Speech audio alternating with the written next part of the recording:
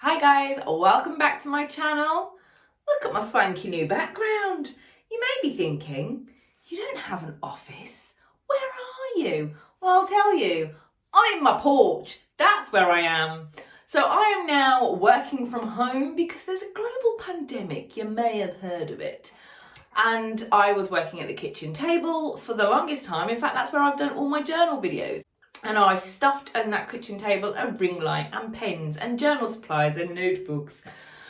And that was fine until you have to work from home, and then suddenly it's far too close to the fridge and I'm far too close to the snacks. I've put on toastone and I really can't be doing without working going forward. But I live in a very quaint, very small 3-bed house, and all of those bedrooms are taken up with beds and people that use them. So there's no space for an office in my house, but you may be thinking, well, hang on a minute, what are you doing then? I'm in the porch. This is my porch. I'll give you a little tour. So this is my office, guys. As you can see, my house is through there.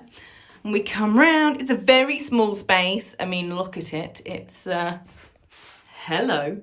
So we have my front door here and the stand that you were just on as I spoke to you. And I've put up a very makeshift white, I think this was a shower curtain from B&M. It's not even long enough. It's a temporary solution, but it just diffuses the light for when I'm filming. So over here, Lucy the ring light. I mean, look at that down here. Oh, it gets worse. We'll keep you up. So I have my paintings up on the wall and some of the paintings that I've been doing. Lots of canvases that I plan on doing something with. I just don't know what. The IKEA desk, which is my fave, with my Alex drawers. Let's do a little bit of a, what have we got in the drawers? Are you ready? So yeah, that's sort of like the cable drawer of bits and bobs. And then we have some stationery. What have we got going down? This is my paper, pens, stickers, watercolor bucket. And then this is probably my favourite drawer. So the watercolour brush pens, some glue sticks. I think there's some Sharpies. I'm going to need to move some canvases. There's some Sharpies hiding in the back there and some other little artsy equipment. And then this is all paint. Oh. And then in the bottom one is the work drawer. So that's all my work stuff and my digital drawing tablet. And then, so this is the setup. And then we come to, possibly my most favourite part. These shelves were from La Redoute. They were probably my most expensive purchase, but I love them. My pens and journals and more pens, let's face it. And then up here, this is my attempt, ladies and gentlemen, to be girly. I know. So I have my old journals. I think this one was from B&M. I think this little tea light holder was IKEA. This frame is certainly IKEA, but I've just stuck a little Gus doodle up there. And then up here, ugh, how ugly. So the fuse box for our house, which I need to cover. I'm going to get a cardboard box, I think, or sort of a storage box that I can just put over the top.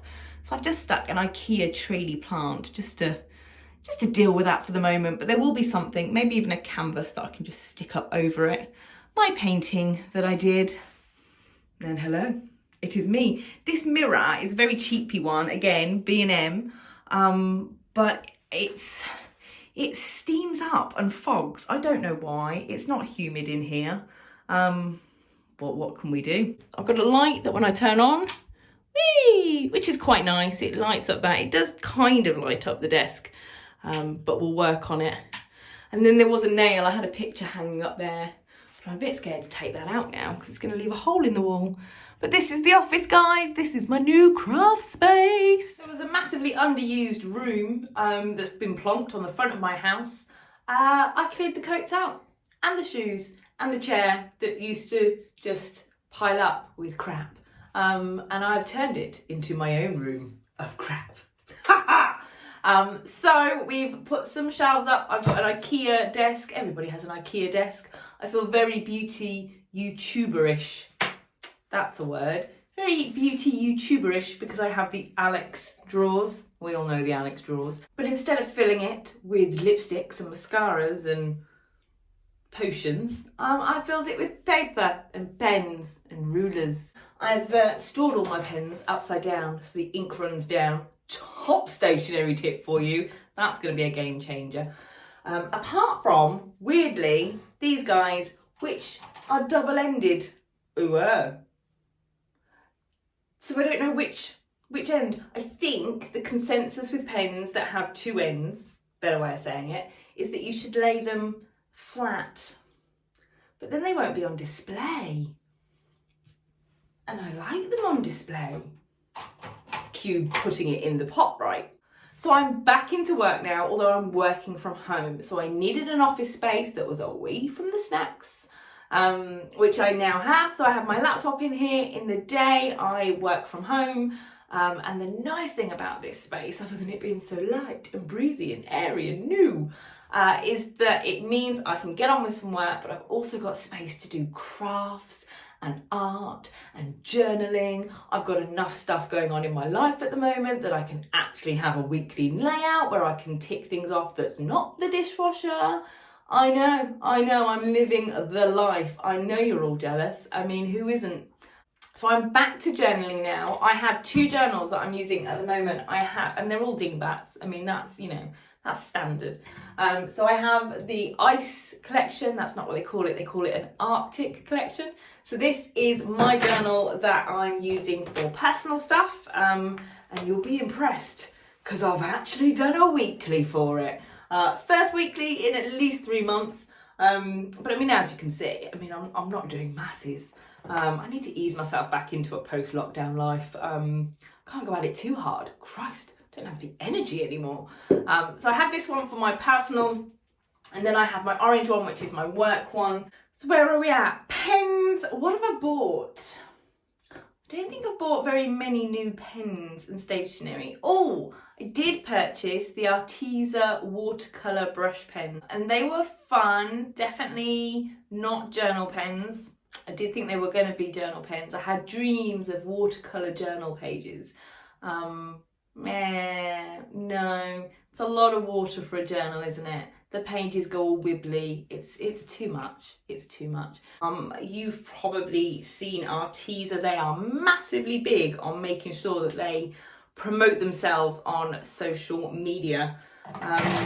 So you've probably seen Arteza. They do a lot of work where they reach out to micro influencers, if that's a name, or smaller but quite large Instagram accounts. Epic detail for explanation there, Gemma. Well done. And so they do a lot of sponsored content. So you might follow Instagram accounts, or you might see on YouTube lots of people that are showing you their work with these. And that's mainly because Arteza they have like a brand rep that emails and asks if they want some of the product. And then obviously in return, these guys put up content. Fun fact, last year, Arteza did, in fact, or the brand rep for them, messaged me and asked, did I want the product and would I put it out on my social media? And I responded, they can send me product, but until I try it, I'm not putting it out. And I think I pissed them off. They didn't like that. They didn't like that I said that I wouldn't show it on any of my social media channels without me trying it out first, and that I wouldn't commit to putting it out there until I tried it. That was probably enough for them to then stop having conversations with me. I'm not saying that's a bad thing, and I'm not saying that people that use Arteza products and have agreed to that deal, because one thing I can now say, because I did then a year later purchase these. So these are not gifted or added. Nobody from the brand sent me them. I purchased them myself. And one thing I would say, they are lovely. I don't think Arteza make bad products. Putting it out there. But I just thought I'd let you know. Little fun story time. So I did go and buy these myself to try. So you could be fooled into thinking, and certainly I was, that they would be a brush pen. Can you see? They're not a brush pen. They are a watercolor pen, and so they perform slightly differently. The nibs definitely perform like a paintbrush as opposed to a brush pen. Maybe we should do a comparison. So we have a Dingbats 80 pen, which I love. You know I love these. So you have their brush pen nib, and then you have, can you see? So whereas this one's quite fibrous, I'm going to touch it and get pen all over my hands, where this one's quite fibrous and has a felt tip style to it, this one has lots of little hairs. I'm going to have to touch it to show you.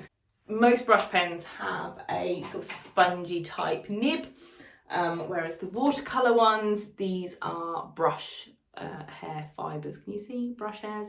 Orange finger. I'll really wipe that on the jeans. So the nice thing with these is that you can get a good watercolour effect with them. So I bought these before I bought the acrylic paints and the canvases, and it was these that made me want to do it, because as fun as these are to do, you get like a little watercolour brush pen so that you can take, you know, quite a vivid orange and make it a nice muted pastel colour. Is orange ever going to be classed as pastel? You know what I mean. I was able to do a Peace Lily. I don't know how much detail you can see, but yeah, so it's quite fun. You can make it all washy and bring it out. Let's have a look. Oh, so I did the Disney castle. Look at that. Which was a lot of fun. I definitely think this should be up here, shouldn't it? On Doodle Darling's account. Should probably get a frame for that. Stick it on the to-do list. They're good fun to use. I would recommend them. I think if you want to play around with them, they are good fun to do. They're inexpensive. I think Arteza sort of prides itself on being an inexpensive brand that produces good products, so you get more value for your money. Two pens that I am loving at the moment. Glad you asked. These two, which are not your standard. You don't see these a lot. But the Pilot Friction Pen, and the Papermate Flares. Now these, if you're here because you're thinking I'm about to start talking to you about really delicate, fine, thin pens that get lots of detail, wrong. I love thick, chunky pens, not necessarily to hold, although that's quite nice. But ones that lay down lots of ink, it gets me. It's just the thing I like. And these two definitely do that. Now the Pilot Friction Pen, I'm favouring for work, especially my work journal. With the amount of Zoom calls and people moving meetings, you know, by half an hour this way and that, it means that I can write this in and use this for my journal. And then as people inevitably move stuff, rather than me having to cross out and write over the top what the new times are, this little bad boy has an erasable, removable. What do you have? This bad boy has a end that you can rub your pen out with. So think of it like a pencil, but with ink. The drawbacks, I think, for the Pilot Friction Pen is that the colour of the black ink, you're not getting jet black. You're certainly not getting like a Micron black or a Faber-Castell Pitt Artist black. It can't do that because otherwise you just can't erase it. So it's got quite a watery looking black. So I wouldn't recommend it for outlining in your journal. It's certainly the one that I outlined in my first journal, and I look back at that and you can see how washed out the ink looks. But if you're writing and you're somebody that has to move things around an awful lot, or, thought just came to me, maybe you could write in a really big to-do list and then realise you are not going to do any of that. You can rub it all out and nobody knows. Meh. This one's from Pilot. They're relatively cheap and inexpensive. They are also refillable. You can buy cartridges to put in them. So that's handy for waste. So you can, when these run out, you can buy refillables. These were on sale. I think I was in the range in the UK and these were on offer. And when a pen is on offer, it is practically telling me to buy it. So I stand by these ones. These are good. And then the other one that I've sort of fell in love with because it is thick. I'm not sure how well you'll be able to see that. Okay, so it's a thick pen, and to write with it writes like a felt tip, and that soothes my doodle soul. I have this in black, red and blue. These are the Papermate Flares. Love them. It is like writing with a felt tip pen. So if I'm writing out to-do lists or notes, it's like writing, what can I say? They're good pens. They're inky, they're thick, Would I outline my doodles with this one? No, I would still take the Microns and your Faber-Castell Pitatis pens, but to write in to-do lists, these are lovely to write with. So this usually is the one that I write in my personal journal, so my home journal, and I like that. The friction pen for my work journal, so I can make amendments without having to cross everything out and feel. So I think that's all the new stationery that I have purchased. Friction pens, Papermate flares, Arteza water brush pens, not sponsored, gifted, yada yada yada, canvases and paints. How could I forget? So I did buy new paintbrushes and I bought these. Now I had the, take a moment, beauty. So these are, you're not gonna be able to see them, the Royal and Lang, what's their name? Royal and Langham. Oh, their bristles are ridiculously soft, but they also have these sort of grippy bits on them, which is really nice. I still drop paintbrushes all the time, but these are by far my favourite. I bought a pack of these. It came in a case. That case broke within minutes of opening it, but of all the parts of that purchase to break, the case, do one, that's fine, as long as the paintbrushes work. So I used them and I bought some System 3 acrylic paints, which are the Dala and Rowney. Why do I always think I have to tell you things about products that I can't pronounce? Dala, we'll go Dala and Rowney. I'll probably Google this after and be like, it's Dala. So I bought those as paints and I'm really enjoying getting to work with them. I have, if it wasn't paper stuck to it, I have one of these little artist boards. Yeah. So I feel like Bob, is it Bob Ross? Who's the painting guy where he's like, burnt umber. You want to put a bit of burnt umber on there? Just splush it around. That's a really bad Bob Ross impression. I hope I've got his name right. Might need to Google that. So that's the update. That's the new office tour. My new best place in the whole house. If you have an oversized porch and no space in your house, then I thoroughly recommend that you check out all your shoes and your coats from the porch and you put a desk in there. It's quite good, it's good for light. But that's all from me, guys. I hope you enjoyed this little catch-up video and come and sit in my new office with me. As always, I hope you've done really well. How's lockdown been for you? It's been a weird time. Have you been journaling? I'm hoping that some of you, like me, really struggled and actually found that with the lack of things to do in the day, what are you going to put in your journals? If you've found any other things to be putting in there that are keeping you going, then I definitely want to hear about that. And if you've got new stationery, then I fully expect you to talk to me down in the chat about what that new stationery is. But until next time, guys, take care and I will see you soon. Bye. Involved with what's going on, I probably don't do as much work as I should do. I'm probably awful to manage. I hope my boss doesn't watch this. I have good shelves. So the two pens, another new buy that I've got are the Arteza. You can't see that, can you? That's just me holding a box up. Are the Arteza. You know that kids' pens are the best. Let's face it. She's filming a video. She's filming a video for YouTube.